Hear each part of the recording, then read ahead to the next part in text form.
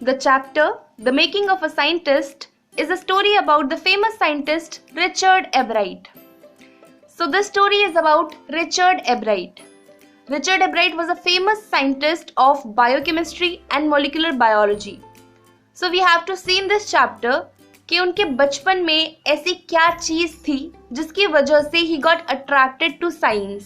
ठीक है, what was the thing that fascinated him and जिसकी वजह से वो इतने बड़े साइंटिस्ट बने. That's what we have to see in this chapter. Clear? Okay. Richie, as his mother used to call him, was a very curious child right from his childhood. So Richard Ebright के father की death हो चुकी थी. Richard Ebright और उनकी mother साथ में अपने घर में रहते थे. उनकी मदर प्यार से उन्हें रिची कहकर बुलाती थी. So he was very curious and sharp-minded right from his childhood.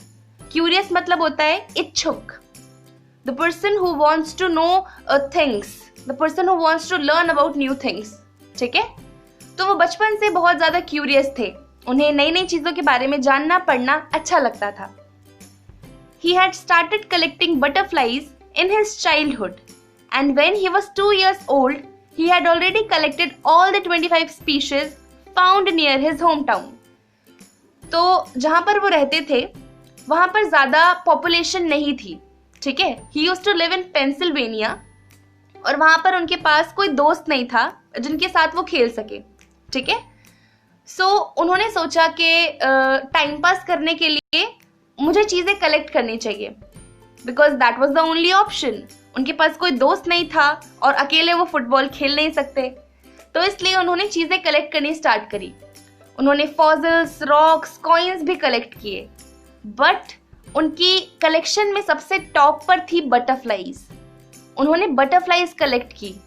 Pennsylvania के आसपास बटरफ्लाइज की जितनी भी स्पीशीज मिलती थी उन्हें रिचर्ड एब्राइट 2 साल की उम्र तक कलेक्ट कर चुके थे. अब सोचिए how big this deal is. 2 साल के बच्चे के लिए सारी बटरफ्लाइज को कलेक्ट करना. सबसे पहली बात, बच्चों का जो ध्यान होता है वो चीज़ों से जल्दी भटक जाता है. वो ज़्यादा देर तक कंसंट्रेटेड नहीं रह पाते. ठीक है, अगर उन्हें आज कोई चीज़ इंटरेस्ट दे रही है तो क्या पता कल ना दे. चंचल होते हैं ना बच्चे, इसलिए. बट रिचर्ड एब्राइट ने अपना पूरा ध्यान अपने काम के ऊपर रखा. उन्हें पता था कि उन्हें बटरफ्लाइज कलेक्ट करनी है तो करनी है.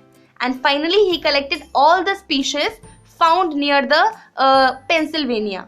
Okay, he thought it to be an end of butterfly collection until one day his mother bought him a book named The Travels of Monarch 10. So जब रिचर्ड एब्राइट ने अपने घर के आसपास वाली सारी स्पीशीज बटरफ्लाइज की कलेक्ट कर ली, then he thought कि now this collection is going to end. क्योंकि अब और कितनी कलेक्ट करेगा बच्चा, अपने आसपास की तो सारी कर ली है. He thought कि अब सब खत्म हो जाएगा और बटरफ्लाई कलेक्शन अब आगे नहीं बढ़ पाएगी, मैं इसमें आगे नहीं जा पाऊंगा. ये ऐसा सोच ही रहे थे, इतने में उनकी मदर रिचर्ड एब्राइट के लिए एक बुक ले आई जिसका नाम था the travel of monarch 10. Monarch is a butterfly. ठीक है, सो इस बुक में लिखा हुआ था कि कैसे मोनार्क बटरफ्लाई माइग्रेट करके सेंट्रल अमेरिका तक जाती है. और इस बुक को पढ़ने के बाद रिचर्ड एब्राइट के जिंदगी में साइंस के दरवाजे खुल गए. This was the turning point of his life. ठीक है, the travel of monarch 10 book के बाद वो साइंस की तरफ बहुत ज़्यादा फैसिनेट हुए और इसी फैसिनेशन के कारण वो एक बहुत बड़े साइंटिस्ट बने.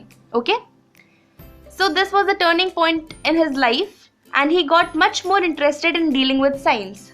As I told you, this was the turning point of his life. और इसके बाद से उन्हें साइंस में मज़ा आने लग गया, इंटरेस्ट आने लग गया.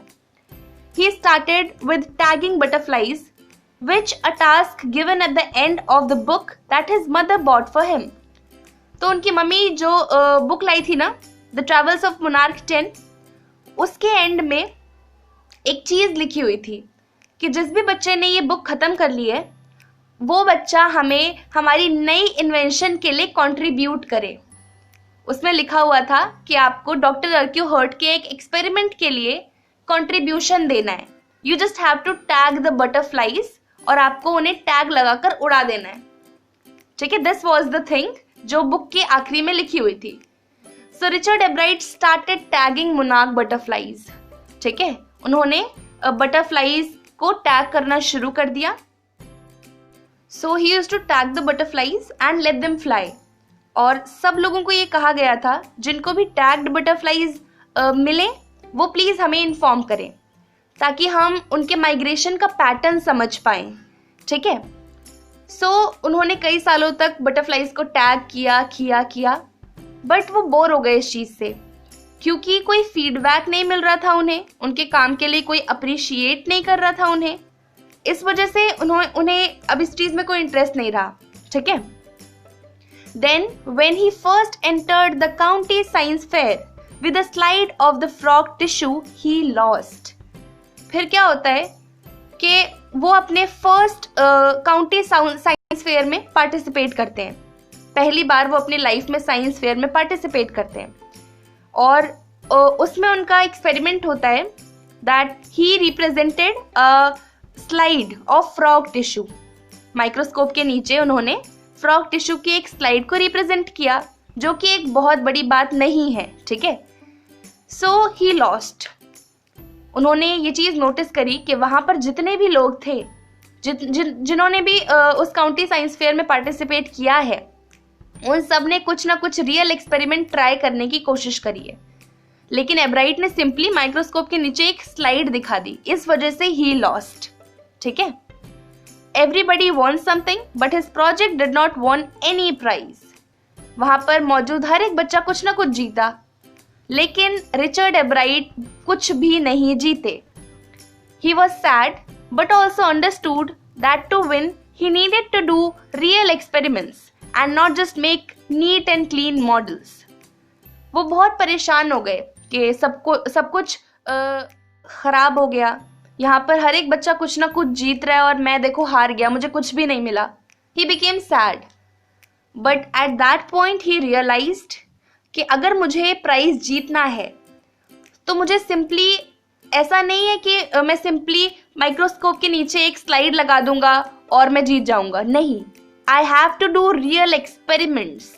तो ये चीज उनके दिमाग में क्लियर हो गई थी कि अगर मुझे कुछ करना है तो सिंपली मुझे सिंपल चीजें नहीं करनी, माइक्रोस्कोप के नीचे एक स्लाइड नहीं लगानी.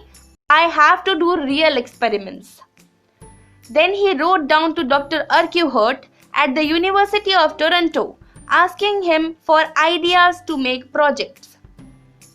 Then Ebright decided कि मैं डॉक्टर अर्क्यूहर्ट को एक लेटर लिखूंगा जिसमें मैं उनसे कहूंगा कि प्लीज आप मुझे मेरे एक्सपेरिमेंट के लिए कुछ आइडियाज दें ताकि मैं next year county science fair में पार्टिसिपेट कर सकूं और मैं कुछ जीतूं. ठीक है, so he wrote to doctor Urquhart. He stayed busy during his high school working on the long list sent to him by Dr. Urquhart. So Dr. Urquhart की तरफ से रिप्लाई आया कि ये टॉपिक्स हैं, तुम इन टॉपिक्स पर अपने जो एक्सपेरिमेंट कंडक्ट करना चाहते हो वो कर सकते हो. So रिचर्ड एब्राइट थॉट कि सबसे बढ़िया टॉपिक मुझे क्या पता है, सबसे ज्यादा मुझे किस चीज के बारे में नॉलेज है. He came to the conclusion कि वो बटरफ्लाईज से बेहतर किसी भी चीज के बारे में नहीं जानता क्योंकि 2nd ग्रेड से लेकर 6th ग्रेड तक he was so fascinated by the butterflies. Right, so he decided कि मैं जो भी एक्सपेरिमेंट करूंगा वो बटरफ्लाई से रिलेटेड होगा. सो 7th ग्रेड के काउंटी साइंस फेयर में ही लॉस्ट इट. बट उन्होंने सोचा कि अब 8th ग्रेड के लिए जो मैं एक्सपेरिमेंट कंडक्ट करूंगा वो ये होगा कि मैं जितनी भी मोनार्क कैटरपिलर हैं वो मर जाती हैं किसी एक डिजीज की वजह से. सो मोनार्क कैटरपिलर्स की डेथ का कारण मैं निकालूंगा. I am going to find out the cause of their death. ठीक है, ये एक्सपेरिमेंट था उनका. सो ही थॉट कि बीटल्स की वजह से ना मोनार्क कैटरपिलर्स की डेथ हो जाती है. So he tried raising monarch caterpillar in the presence of beetle. समझ रहे हैं आप, मोनार्क कैटरपिलर्स की डेथ हो रही थी. He thought कि बीटल्स की वजह से उनकी डेथ हो रही है. So he thought कि अगर मैं मोनार्क कैटरपिलर को बीटल्स की प्रेजेंस में बड़ा करूंगा तो मुझे पता चल जाएगा कि क्या बीटल्स मोनार्क कैटरपिलर को खाते हैं, क्या इनकी वजह से मोनार्क कैटरपिलर खत्म हो रहे हैं। ऑल्दो इस एक्सपेरिमेंट का कोई भी रिजल्ट नहीं आया, वो गए काउंटी साइंस फेयर में इन 8th ग्रेड, ये शोड कि मैंने ये एक्सपेरिमेंट कंडक्ट करने की कोशिश करी है, ऑल्दो कोई रिजल्ट नहीं आया। दिस टाइम ही वॉन, उन्होंने प्राइज जीता, ठीक है। Then for the next year he made an experiment to show that the viceroy butterflies copied monarchs. This project also made him win prizes. So 8th grade के county science fair में उन्होंने prize जीता। अब आ गई 9th grade की बारी। 9th grade में उनका टॉपिक था कि क्या वाइसरॉय बटरफ्लाइज मोनार्क्स को कॉपी करती हैं। वाइसरॉय और मोनार्क्स दो अलग अलग स्पीशीज है बटरफ्लाइज की। तो देयर वाज अ थ्योरी जो कहती थी कि मोनार्क बटरफ्लाइज का टेस्ट बर्ड्स को अच्छा नहीं लगता, इस वजह से वाइसरॉय बटरफ्लाइज मोनार्क्स को कॉपी करती हैं। जितनी ज्यादा वाइसरॉयज मोनार्क्स की तरह लगेंगी उतने कम चांसेस होंगे कि बर्ड्स उन्हें खा लें, क्योंकि मोनार्क्स का टेस्ट बर्ड्स को अच्छा नहीं लगता। सो एब्राइट का एक्सपेरिमेंट यही था कि उन्हें इस सवाल का जवाब ढूंढना था कि क्या सच में वाइसरॉयज मोनार्क्स को कॉपी करती हैं। तो उन्होंने एक बर्ड को ऑब्जर्व किया, उसका नाम था starling. So there was a starling bird. तो उन्होंने ऑब्जर्व किया कि ऐसा कुछ भी नहीं है, मोनार्क बटरफ्लाइज को भी स्टारलिंग बर्ड्स खा जा रही है आराम से। सो इस एक्सपेरिमेंट का भी कोई सही जवाब नहीं मिला, बट लेटर ये पाया गया कि हाँ सच में वाइसरॉयज मोनार्क्स को कॉपी करती हैं, बट एब्राइट ने इसका कोई भी हल नहीं ढूंढ पाया था। तो उन्होंने इस एक्सपेरिमेंट को दिखाया अपने काउंटी साइंस फेयर में and he won prize. Zoology division में ये प्रोजेक्ट फर्स्ट प्राइज जीता और पूरे काउंटी साइंस फेयर में 3rd प्राइज, ठीक है। Then he started his research as to the purpose of 12 golden spots on the back of monarch pupa. So अब उनकी हाई स्कूल का 2nd ईयर था, उन्होंने एक नए टॉपिक पे रिसर्च करनी चालू कर दी, ठीक है। The topic was very simple कि मोनार्क प्यूपा की बॉडी पर 12 गोल्डन स्पॉट्स क्यों होते हैं। Everybody believe that it was just a design, but doctor Urquhart thought otherwise.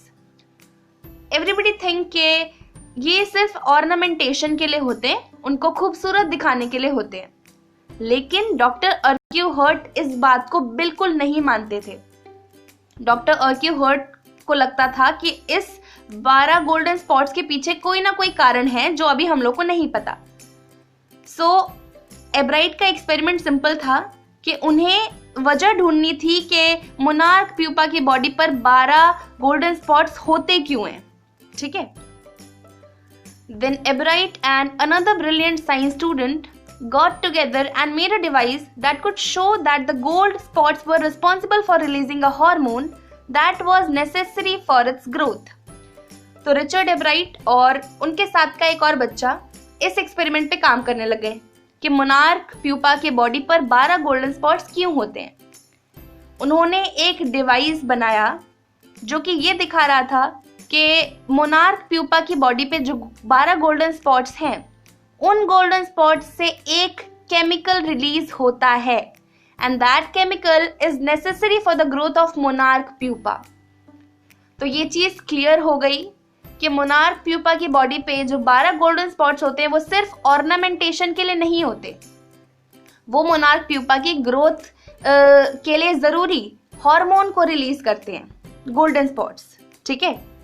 तो उनका ये एक्सपेरिमेंट फर्स्ट प्राइज जीता काउंटी साइंस फेयर में और उन्हें international science and engineering fair के लिए भी परमिशन मिल गई, मतलब उनका ये एक्सपेरिमेंट आगे प्रमोट हो गया, ठीक है। With the help of sophisticated instruments at one of the labs he got a chance to work and found the chemical structure of the hormone in the golden spots. तो अब उनकी graduation चालू हो गई है, ठीक है। So it was his 2nd year at Harvard University and he started conducting an experiment. उन्होंने लैब्स के सोफिस्टिकेटेड इंस्ट्रूमेंट्स के साथ इस चीज की डिस्कवरी करी कि जो मोनार्क प्यूपा की बॉडी पे 12 गोल्डन स्पॉट्स होते हैं, उनसे जो केमिकल रिलीज होता है उस केमिकल का फॉर्मूला क्या है, मतलब उसका स्ट्रक्चर कैसा है। सो ये एक्सपेरिमेंट उन्होंने कंडक्ट किया, ठीक है।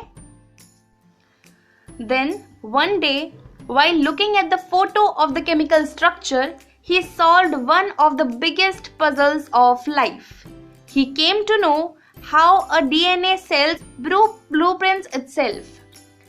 So जो उन्होंने केमिकल स्ट्रक्चर को ढूंढ निकाला था, उस हार्मोन का जो कि गोल्डन स्पॉट से रिलीज हो रहा था, एक दिन वो उसी के फोटो को देख रहे थे, उस केमिकल स्ट्रक्चर के फोटो को। तभी उनके दिमाग में एक बात क्लिक हुई। उनको मतलब साइंस की दुनिया के एक बहुत बड़े सवाल का जवाब मिल गया था। He came to know कि how a cell blueprints its DNA, मतलब कि एक सेल अपने डीएनए को कैसे कॉपी करता है। इतने बड़े सवाल का जवाब उन्हें मिल गया, ठीक है। It was a big breakthrough and it was published in a magazine. He also had many other interests and also admired his social studies teacher as he was the one who used to give him new ideas. तो ये एब्राइट का एक बहुत बड़ा break through था, मतलब इस experiment की वजह से वो पूरी दुनिया में फेमस हो गए। एवरीबडी न्यू हिम, ठीक है। सो एब्राइट ऐसा नहीं था कि सिर्फ वो पढ़ाई में अच्छे हैं, उनके काफी सारे दूसरे इंटरेस्ट भी थे। वो बहुत अच्छा बोलते थे। He was very good in debate too. अपने एसएसटी टीचर को वो बहुत ज़्यादा एडमायर करते थे, क्योंकि उनके सोशल स्टडीज़ के टीचर ही एब्राइट को मोटिवेट करते थे कि तुम पढ़ो, नए नए चीज़ों को सीखो, बहुत सारे थॉट्स जनरेट करो अपने दिमाग से, नई नई चीज़ें सोचने की कोशिश करो। So that's why he used to admire his social studies teacher so much. He was good at debating, public speaking and a great canoeist. पढ़ाई के साथ साथ वो एक बहुत अच्छे वक्ता थे, मतलब वो बहुत अच्छा बोलते थे। और इस टैलेंट के साथ साथ उनके अंदर एक और टैलेंट था, that he was a great canoeist too. Canoeing एक वाटर स्पोर्ट है, तो वो कैनोइंग में भी बहुत अच्छे थे. He never used to win for the sake of winning और for prizes, but because he wanted to be the best at whatever he used to do. वो अपनी इतनी ज़्यादा मेहनत इसलिए नहीं करते थे कि मुझे प्राइज जीतना है, बल्कि इसलिए करते थे कि वो ऐसा मानते थे कि मैं जो भी करूं मुझे उसमें बेस्ट बनना है. सिंपल, जो भी वो करते थे he was best in that. इस वजह से वो अपने पूरे डेडिकेशन के साथ सारे कामों को करते थे. सिर्फ पढ़ाई ही नहीं, बाकी और भी काम वो सारे डेडिकेशन के साथ करते थे. It is shown in this chapter that with the right amount of curiosity, a bright mind, and the will to win for right reasons are the qualities needed to be a scientist. So इस lesson में आपको बताया गया है कि एक scientist बनने के क्या क्या इंग्रेडिएंट्स हैं. किसी एक बच्चे में क्यूरियोसिटी होनी चाहिए इन द राइट अमाउंट, उसको चीजें जानने की इच्छा होनी चाहिए, ही शुड बी ईगर, है ना. उसके पास ब्राइट माइंड होना चाहिए और उसके पास एक विल होनी चाहिए, एक चाहत होनी चाहिए that I have to win, मुझे जीतना है, and for the right reasons only. एक कंपटीशन की भावना से नहीं, अपने खुद के लिए मुझे जीतना है, ये वाली भावना अगर बच्चों में होगी तो उसे लाइफ में सक्सेसफुल होने से कोई नहीं रोक सकता. So these were the qualities that are needed to be a scientist, और ये सारी क्वालिटीज रिचर्ड एब्राइट में थी. And that's why he became a great scientist. His mother also played a big role in making him what he was, as it was she who supported him throughout his journey and bought him the book The Travels of Monarch 10, which aroused his curiosity in the field of science. तो Richard एब्राइट के scientist बनने के पीछे उनकी mummy का भी बहुत बड़ा हाथ है, क्योंकि उनकी मम्मी उन्हें इनकरेज करती थी टू लर्न न्यू थिंग्स. अगर उनके पास करने के लिए कुछ नहीं होता था तो उनकी मदर उनके लिए लर्निंग वर्क ढूंढ ढूंढ कर निकालती थी. वो साथ में उनके साथ चीज़ें डिस्कस करती थी, उन्हें मोटिवेट करती थी कि तुम नए नए आइडियाज़ को जनरेट करो. उनकी मदर ने उन्हें बहुत ज़्यादा सपोर्ट किया और आखिरी में उनकी मम्मी तो थी जो उनके लिए बुक लाई थी, the travels of monarch 10, which was the turning point of his life. क्योंकि ट्रैवल ऑफ मोनार्क 10 बुक पढ़ने के बाद ही उन्होंने अपनी साइंस की दुनिया को ठीक से समझा था, तभी उनके मन में साइंस के लिए इंटरेस्ट आया था। सो वी कैन से कि रिचर्ड एब्राइट जो साइंटिस्ट बने, इतने उम्दा साइंटिस्ट, इस चीज में कहीं ना कहीं उनका हार्डवर्क और साथ ही साथ में उनकी मम्मी का योगदान था। तो हमारी आज की स्टोरी इतनी ही थी। आई होप चीजें आपको समझ आई हों। आप इस चैनल को सब्सक्राइब कर लें, क्योंकि मैं इस चैनल पे सिर्फ समरी ही नहीं, साथ ही साथ में लाइन टू लाइन एक्सप्लेनेशन की वीडियोस भी लेकर आने वाली हूँ बहुत जल्द। So do subscribe the channel. Video पसंद आई हो तो इसे लाइक भी कर दें। और फिलहाल इस वीडियो के लिए इतना ही। कोई भी डाउट आता है चैप्टर से रिगार्डिंग, कमेंट सेक्शन में बेझिझक पूछें। सो इस वीडियो को इतना ही रखते हैं और आपसे मिलते हैं आगे आने वाले वीडियोस में। तब तक के लिए bye bye, take care, have a great day.